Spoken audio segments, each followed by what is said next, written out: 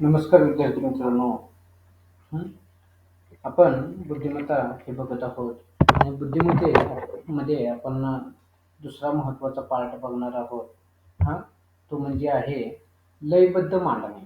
हं, तर बघा, प्रत्येक वर्षीची जर तुम्ही प्रश्नपत्रिका उचलून बघितली तर त्यामध्ये तुम्हाला एक 4 प्रश्न हं, ह्या लयबद्ध मांडणीवर तुम्हाला दिसून येतील. ओके. म्हणजे कमीत कमी मी किती म्हणतोय 4 प्रश्न. हं. जास्तीत जास्त किती पण येऊ शकतात. पण 4 प्रश्न तरी हमखास त्याच्यामध्ये असतात. आणि हे तुमच्या हातातलं मार्क आहे. हातातलं मी का म्हणतोय? कारण की मी जी पद्धत तुम्हाला आता सांगणार आहे, त्या पद्धतीनं जर तुम्ही लयबद्ध मांडणी केली, तर तुम्हाला आरामामध्ये त्या ठिकाणी चांगले मार्क मिळू शकतात. तर बघा हां, पद्धत काय आहे? तर बघा, जी पहिल्यांदा जे तुम्हाला देणारी जे मांडणी आहे, म्हणजे ही मांडणी हं, ही मांडणी तुम्ही काय करायची, वळीने ते लिहून घ्यायची. बघा हां, काय काय आहे.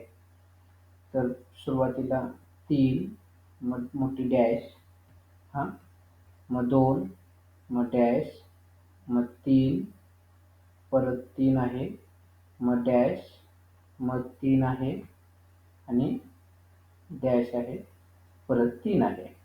बघा, काय करायचं? तर पहिला पर्याय जो आहे, पहिला पर्याय हा पहिला पर्याय. तर पहिला पर्याय पहिला अप्लाय करायचा. इथे किती आहे? 3. मग इथे किती? 3. मग किती? 2. मग किती? 3. आणि आता बघायचं 3, 3, 2, 3, परत 3, 3, इथे किती झाले? 2, 3, परत 3, 3. म्हणजे बघा, 3, 3, 2, 3, 3, 3, 2, 3, 3, 3. दिसतंय का तुम्हाला? हां. मग तसंच ते जेवढ्यावर थांबायचं नाही. परत जो दुसरा पर्याय आहे, हा पर्याय, हं, हा सुद्धा तिथे अप्लाय करायचा. किती आहे? 3, 2, 3, परत 3. बघा, 3, 3, 2, 2, 3, 3, परत 2, 2 सॉरी 3, 3, 3, 3. म्हणजे काय क्रम लागतोय का? तर नाही लागत. म्हणजे दुसऱ्या ह्याच्यात क्रम लागत नाही. पहिल्या ह्याच्यात जरा लागला. 3, 3, 2, 3, 3, 3, 2, 3, 3, 3. ओके. आता तिसरा जो आहे, तिसरा पर्याय पण ठेवून बघायचा. बघा, तिसरा पर्याय किती आहे? 3, 3, 3, 2. बघा, 3, 3, 2, 3, 3, 3, परत 3 आणि मग 2, 3. हां, हे होतंय का? तर नाही. हे पण होत नाही. क्रम लागला पाहिजे. म्हणजे लयबद्ध मांडणी झाली. जसं आपण गाणं म्हणतोय तालासुरामध्ये, तसंच हे झालं पाहिजे. पण तसं हे होत नाही. आता बघा दुसरा क्रम. पहिला 2, मग 3, मग 3, मग 3.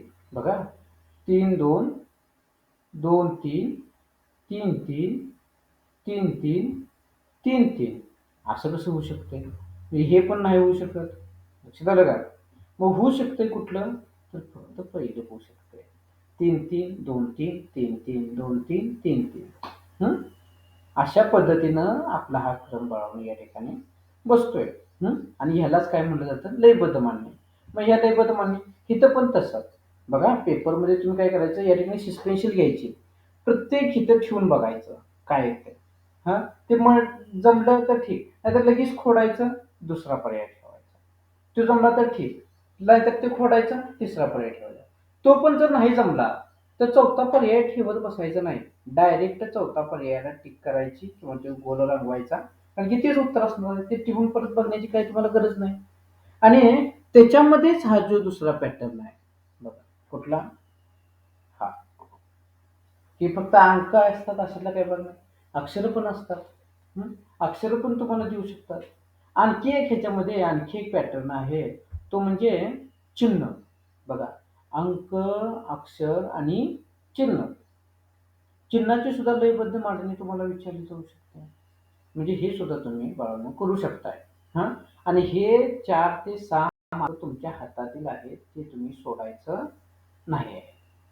लक्षात आलं का? ओके. हां, धन्यवाद मित्रांनो.